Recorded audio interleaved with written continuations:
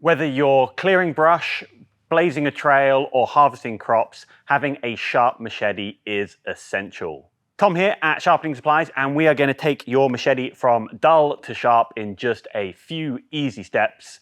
Let's dive right in. Now, these techniques will be aimed at beginners who want to put a working edge back on their machete, but if you're an experienced machete user, then please let us know in the comments if you use a different technique to one of the ones that we're going to show here. It would be great for beginners to see that there are lots of different ways to keep their machete sharp. The common question we get is, what angle should I sharpen my machete at? Now, the sharpening angle will depend on the kind of tasks you're going to be doing. For lighter tasks like cutting grasses or other non-woody vegetation, then an angle somewhere between 20 and 25 degrees will be great. So this creates a sharper edge, which is perfect for cutting through vegetation. For heavier tasks like chopping through wood or branches, then you want to go for something like 25 to 30 degrees. This provides a more durable edge that will withstand the impact without chipping or rolling. So remember, a steeper angle will give you a more durable edge while sacrificing a little bit of sharpness, whereas a shallower angle will give you a sharper edge, but one that's a little bit more prone to getting damaged during use. If you're unsure, then just stick with the factory angle, match that, and you'll do great. If you stick around to the end of the video, we'll talk about how to fine-tune your machete's angle based on its performance. Now let's talk about the different kinds of sharpeners that are available for your machete. Whether you're in the workshop or out in the field, there'll be a sharpener for you. Here at Sharpening Supplies, we are big fans of bench stones. Bench stones are great for pretty much any sharpening need.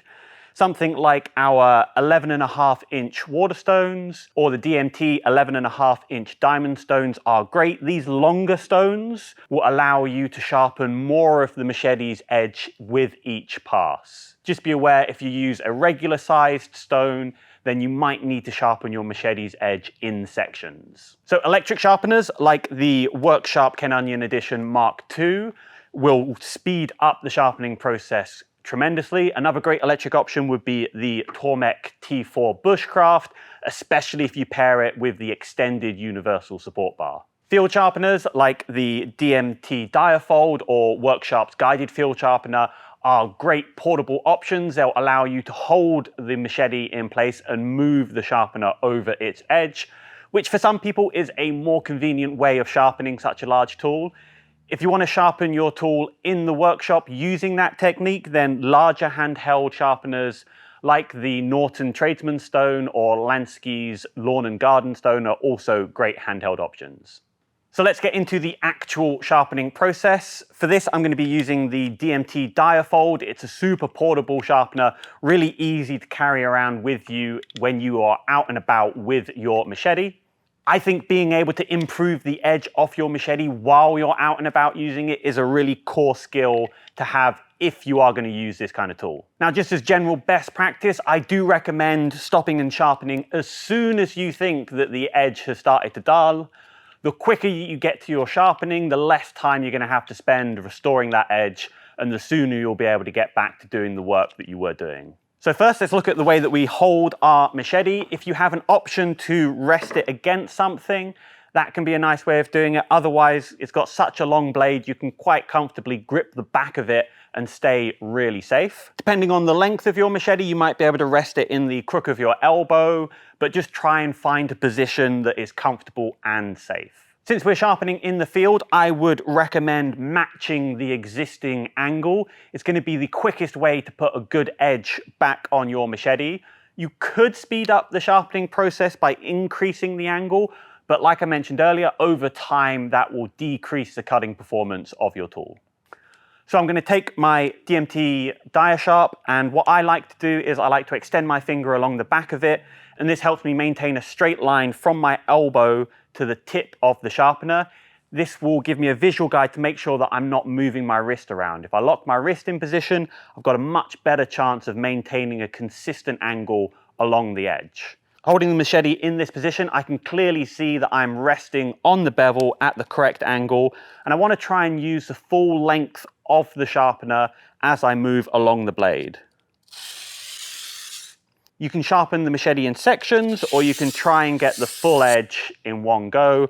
I prefer section sharpening for such a long tool like this.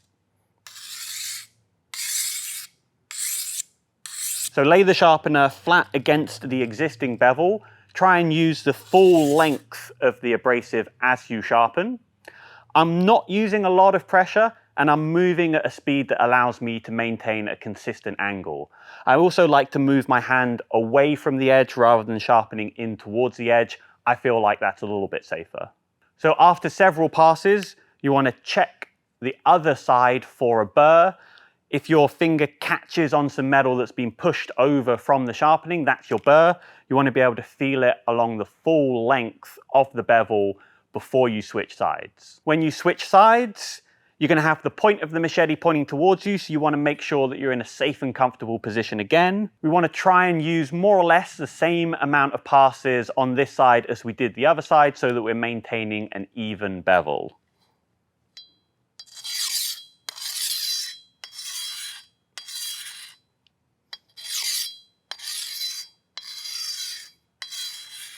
So once you've done this side, the DMT diafold is double-sided, so I can go from the coarse to the fine side if I want to further refine this edge.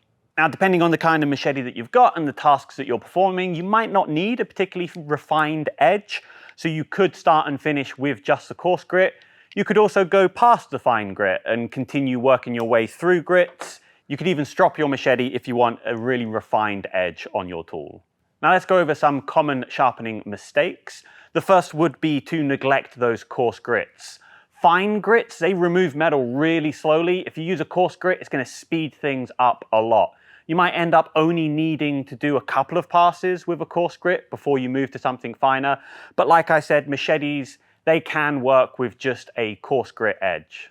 Another common mistake is being inconsistent with your sharpening angle. As I was sharpening, I gave you a few tips there. You want to move slowly. You want to maintain your wrist in that locked position. And because this machete is quite a long tool, sharpening in sections can make it easier to be consistent with that angle. So accuracy is more important than speed in sharpening. So you want to find a nice balance where you're moving fast enough that the sharpening isn't taking an excessive amount of time, but slow enough that you're able to maintain a consistent angle throughout that stroke. If you've sharpened your machete, but you're still dealing with some persistent dullness, it could be time to reprofile the edge. So if you've increased the sharpening angle over time while you can still get that edge sharp, the cutting performance of the machete might be a little bit lower.